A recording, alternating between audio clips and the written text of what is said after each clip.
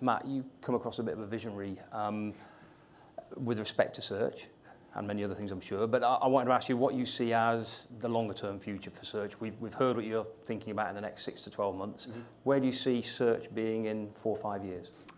If I tell you, will you give me a job? Ask him.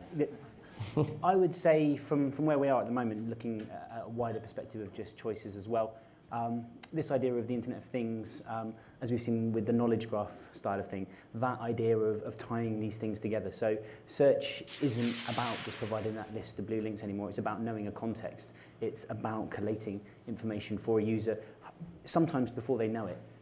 So if you can give a user this information based on one of the keywords they're searching for, and just give them a much richer, in-depth search experience, rather than just, I'm searching for this, here's a list of links, and you start to immersify, if that's a word, what that user is doing, and that gives them much more control over what they're looking for. So for me, for what I see search doing, I think it's going to be built around semantic enhancement, around contextualization of a user's search before or after they've actually searched.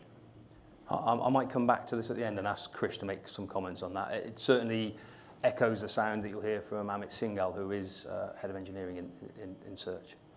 Francois, Camden use search both inside and outside the business. I wonder, do you see the internal search capabilities being able to deliver benefits to your citizen interactions as the same way as, say, your website interactions do? Yes, definitely, because what we do at Camden is we don't necessarily, for example, shut down. Even though we have an agenda of moving as much of our services digital and being digital by default, we don't prevent people coming to see us, having a face-to-face interaction, having a telephone interaction for our call center. So if I take the example of the call center, yeah, definitely an internal search where maybe our call center agent have access to information that may not be public, being able to help delivering a service to the customers they've got on the phone based on contextual information. In some cases, using the search API, you could actually not have being the agent to actually perform a search activity, but using the capability of faceting and slashing the data to actually being able to provide relevant information or relevant services that the customer may want to have. For example, if they call us about a specific service, there may be related information or related services that may be relevant to them at that point, and being able to provide them as a first point of contact, which I think that will bring the external experience and the internal experience very close to one another. Thank you. And that links me neatly really into the question I wanted to ask Gordon, which is, Gordon clearly talks to a whole load of customers in the public sector, sees what search can do for them. Gordon, what do you see as the major challenges in government that could be significantly assisted by the adoption of search, whether it's local government, central government, healthcare, defence, in case you have anybody from defence here? I don't think we do. Yeah, I mean, I think for me there are probably two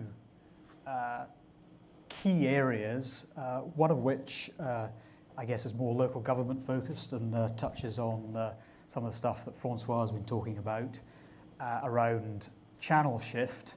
Obviously the search appliance is very good at recall, giving you fast recall of information. Obviously, the extension of that is what a lot of your citizens want to do is ask a question and get the right response back. So I think there's some exciting stuff with the GSA and what it's capable of. Actually, if that's augmented further with some of the semantic technology, you can do some very impressive things now.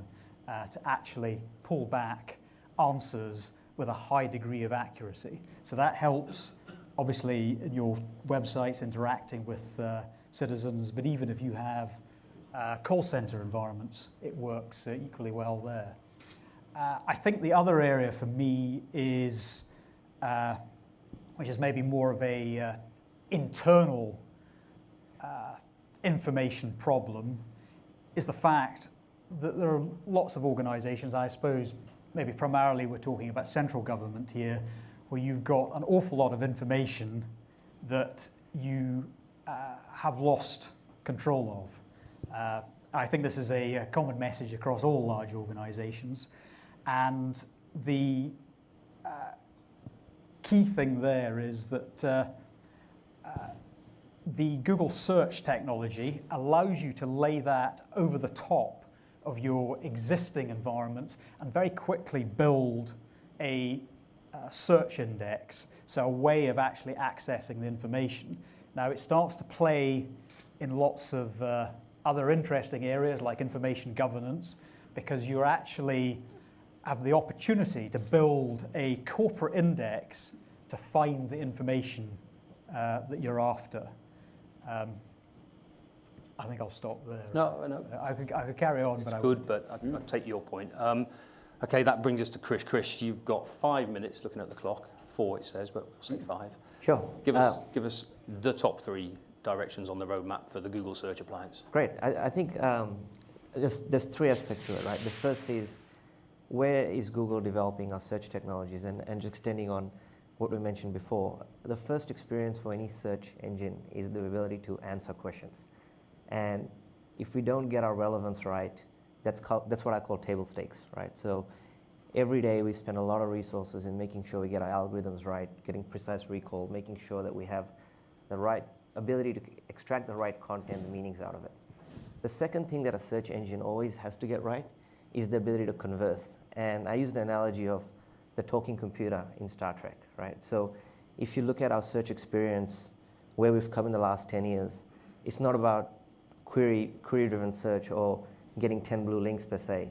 It's the ability to be able to converse with your search engine in a more natural manner. So a couple of developments there is, one is around natural language, right? The ability to actually, the search engine can understand the context, the semantics, and all those things, and giving you that real immersive search experience. The third area of search, which a lot of folks are looking at now, and at its core of our research at the moment, is moving away from that conversational ability to actually the assist model, right? So why does your search engine, why do you have to drive your search engine? Can a search engine drive you, right? So what does that mean? Can I actually, I'm actually going to catch a flight tomorrow. Can my search engine mine all the data that I have, my flight itinerary and things like that, and be able to provide an assist model where it's actually assisting me in a day-to-day work? Can my search engine proactively assist my customers as we move forward? And that's another area that moves away from semantics, and we go into artificial intelligence and machine learning, right? How does the search engine customize itself and learns as you go along? So I think for looking at the search engine holistically, there's 3 things we focus on. One is getting the answer aspect right. A lot of resources going into there, and I think we do reasonably well with our relevance engines and algorithms. The converse ability is also important, but we're increasingly pushing onto the assist model. An assist model also becomes very, very relevant when we actually look at data sets the sizes you do. So great, lot of data sets, lots of information is good. We mine it, we can understand, we can actually get heuristic analysis and better assist you. So assist models work really, really well with very large data sets. So that's kind of our direction in that sense. Any other questions that you have? Oh, no, Krish, I'm sorry. It's normally, I expected more from you, so Sure. Don't take that the wrong way. But ladies and gentlemen, I think we're finished with questions and answers for now. So I'm going to ask the panel to leave and thank them ever so much for their time. Thank you. Great, thank you.